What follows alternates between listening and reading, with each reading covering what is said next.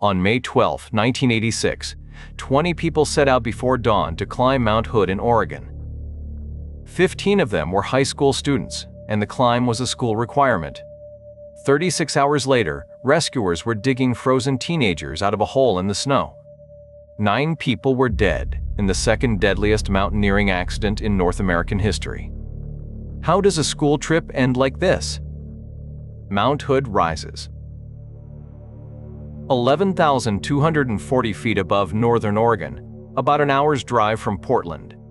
It is a dormant volcano draped in glaciers, and on a clear day it looks almost gentle. Thousands of people climb it every year, many of them complete beginners. In good weather, the standard route up the south side is little more than a long, steep walk. That reputation is the trap. Hood makes its own weather. Storms roll in off the Pacific, slam into the mountain, and turn an easy snowfield into a blind, freezing maze in under an hour. Most of the people who have died on Mount Hood died in weather exactly like that. Oregon Episcopal School was a small private school in Portland. Every year, its 10th graders went through a program called Base Camp, an outdoor education course built on the principles of Outward Bound. And every May, Base Camp ended the same way, with a climb of Mount Hood. The climb was mandatory. If a student didn't finish the program, they didn't move on with their class. There was one date on the calendar, and no makeup date. That single detail would end up mattering more than anyone imagined. The leader was Father Tom Goman, the school's 42-year-old chaplain. He also taught physics, and he had led this climb for years, mountain after mountain, class after class, without losing a single student. He was careful by reputation, even conservative, and students trusted him completely. With him came Marion Horwell, the school's 40-year-old dean of students, and 2 professional guides, Ralph Summers, an experienced mountaineer hired as a consultant, and Dee Zunique, a guide from Outward Bound. 15 students joined the climb, along with one mother, Sharon Spray, who came to support her daughter. 20 people in all. They packed for the plan, not for the mountain. Day packs, sandwiches, school-issued jackets and wool hats, 1 shovel, 1 tarp with a small stove.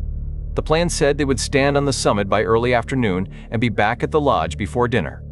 Almost nothing in those packs assumed a night outside, and none of it assumed 2. The forecast that weekend was not good. A multi-day storm was moving toward the Cascades, and the leaders knew it. Goman had seen the forecast, and he made a calculation the group would be up and back down before the worst of it arrived. It was a race against the weather, and he believed they would win it. At 2:30 in the morning, the group walked out of Timberline Lodge and started up the snowfield by headlamp. Alpine climbs start at night for a reason. The snow is frozen, solid, and stable, and the goal is to reach the summit and get down before the afternoon sun softens everything. The night was cold but manageable. For the first hour, the climb went exactly as planned. Then, at about 3:15, one student began to feel sick to her stomach. She turned back, and her mother went down with her. 18 climbers continued. By 5 a.m., the group reached Silcock's Hut, a stone shelter at 7,000 feet, and they were already a full hour behind schedule. 4 more students were struggling, and guide Dee Zunique took them down. They would turn out to be the lucky ones. 13 climbers remained, 10 students, Goman, Horwell, and Summers. Those 13 kept going up. At 8 a.m., they stopped to rest near the top of the Palmer ski lift, at around 8,500 feet. The official investigation would later say this was the moment when serious consideration should have been given to turning back. They were hours behind schedule. The sky was changing. The storm was no longer a line in a forecast, it was coming, but the group pressed on. By about 10 a.m., they crossed the Hogsback, a snow ridge at over 9,000 feet, the last landmark before the summit push. The weather was now deteriorating in front of their eyes. Wind was rising. Clouds were closing around the mountain. Some of the students were exhausted, and at least one was already showing early signs of the cold. Around 11 a.m., high on the summit approach, Ralph Summers finally convinced Goman to turn the group around. The decision came too late. Within minutes, the storm swallowed them. Visibility dropped to 10 feet. The wind rose to 50 miles per hour, driving snow sideways into their faces. The temperature fell, and the students, dressed for a one-day walk-up, began to freeze. The group that had climbed up a familiar mountain was now descending blind into a whiteout, and every landmark was gone. Here is what a whiteout does. Snow below, snow in the air, cloud above, everything becomes the same shade of white and the horizon disappears. You cannot tell up from down, left from right. Climbers in whiteouts have walked in circles for hours, convinced they were moving in a straight line. And on Mount Hood's south side, drifting just a few degrees off course on the descent, takes you away from the lodge and toward the crevasses of the White River Glacier. That is exactly what happened. The group drifted east, off the safe line, into broken terrain. Then one of the youngest boys began to shut down. He was slurring his words, stumbling, asking to sleep. These are the signs of hypothermia, the body's core temperature falling past the point where it can warm itself. The group stopped. One of the girls climbed into a sleeping bag with him to share body heat, and they fed him warm sugared water. It was the right thing to do, and it saved his life in that hour. It also cost the group an hour of daylight they did not have, while 11 other people stood still in the storm, getting colder. By 7 p.m., after 8 hours of blind descent, Summers accepted the truth. They were not going to find the lodge. The group was somewhere in a crevassed area, in darkness, in a storm, and people were failing. The only option left was to dig in and survive the night. They had one shovel. Summers dug, and the others scooped with their hands and cooking pots. What they carved out was a snow cave about the size of a 6-person tent. 13 people packed inside it. Snow caves work. Snow is an insulator, and a well-built cave can hold the temperature near freezing while a storm rages outside.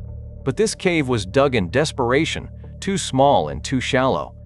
13 bodies in a space meant for 6 meant there was never enough air, and people took turns crawling to the entrance to breathe. Body heat melted the walls, and meltwater pooled on the floor. Their clothes, already wet from the storm, soaked through completely. The tarp with the stove and the extra gear had been left buried outside, and in the darkness and the driving snow, no one could find it again. Everything that could have kept them warm and fed was 10 steps away, and it might as well have been on another mountain. The night became a fight measured in inches. The wind kept pushing snow over the entrance, and the entrance kept shrinking, and someone had to keep clearing it, or the cave would seal itself with 13 people inside. At some point in that endless rotation of digging, the shovel slipped away into the drifting snow. They searched for it with bare and frozen hands. It would never be found. From that moment, the only tools left were hands and a cooking pot, and the storm outside was stronger than both. By Tuesday morning, the storm briefly eased. Summers looked at the group and understood that they had, in his own words, lost the ability to take care of themselves. Someone had to go for help, and it had to be now. 17-year-old Molly Shula volunteered to go with him. The two of them left the cave and started down through the snow. 11 people stayed behind, 8 students, Goman and Horwell, with Goman now too weakened to lead anyone anywhere. Summers and Shula made it down. Around 9 a.m. on Tuesday, May 13, they reached safety and raised the alarm.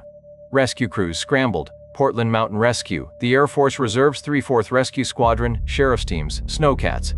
And then the storm came back, harder than before. Wind gusts overturned one of the snowcats on the mountain. Rescuers probing for the cave were driven off the slopes twice, half-blind in the same whiteout that had trapped the group in the first place. Down at Timberline Lodge, the parents had begun to arrive.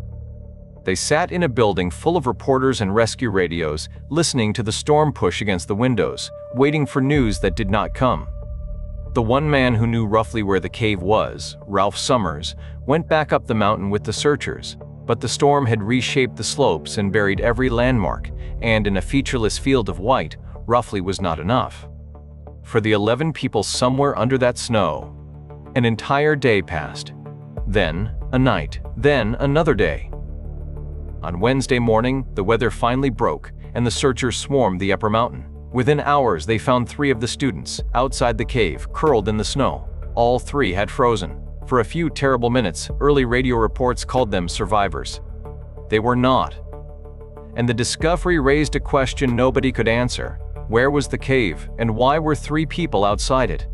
Somewhere under the fresh snow, 8 more people were running out of time, and the searchers were walking right over them, probing as they went. A rescue on this scale works like a search for a needle in a frozen haystack. Lines of rescuers move shoulder to shoulder across the slope, driving thin steel avalanche probes down through the snowpack every few feet, feeling for anything that isn't ice. The snow cave had no marker, no wand, no flag. The people inside it could no longer answer a shout. Whether the probes found them in time now came down to geometry and luck. The break came from a master sergeant of the 34th named Richard Harder. He was convinced the search line was in the wrong place, and he redirected it, marking the new line with a flare dropped from a helicopter. Late on Wednesday, a steel avalanche probe struck something that was not ice. The diggers went down through more than 4 feet of snow and broke through into the cave. 8 people were inside. The rescuers dug them out one by one, and the parking lot of Timberline Lodge became a field hospital, with military helicopters lifting the climbers off the mountain to hospitals across Portland. The survivors' core temperatures were so low that by every textbook they should already have been dead, and the doctors worked on them for hours on the principle that a hypothermia victim is not dead until they are warm and dead. For 2 of them, it worked. 16-year-old Brenton Clark and 16-year-old Giles Thompson came back. 9 others did not. 7 students, Father Tom Goman and Marion Horwell. The oldest of the students was 17. The youngest was 15. And then came the detail that no one at Timberline Lodge could bear to say out loud.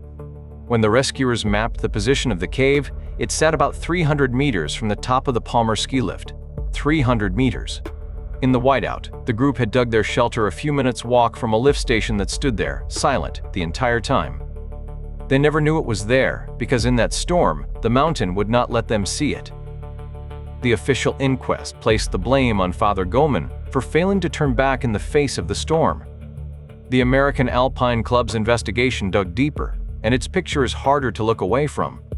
The decision to keep climbing was completely out of character for Goman, and by the time the critical choices arrived, cold and fatigue had likely already eaten into his judgment. Ralph Summers had the skills to save the group, but he was hired as an assistant, and it was never clear that he had the authority to overrule a man who had led this climb for years. And behind it all sat the schedule, one fixed date, a program requirement, a mountain full of teenagers who were supposed to graduate from base camp that week. The investigators called schedule pressure one of the primary culprits. The storm was in the forecast. The calendar won. Brenton Clark recovered and went back to a life away from headlines. Giles Thompson lost both legs to the frostbite and then learned to ski again on prosthetics. Oregon Episcopal School never made the climb mandatory again, and to this day, the school stops every May to remember the 9 who died. In the years after the disaster, Oregon created a mountain locator beacon program for Hood, so that no group would ever again vanish into a storm without a signal.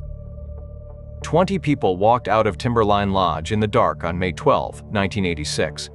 11 came home. The mountain they climbed is still one of the most popular in America, and on a clear spring morning, it still looks almost gentle,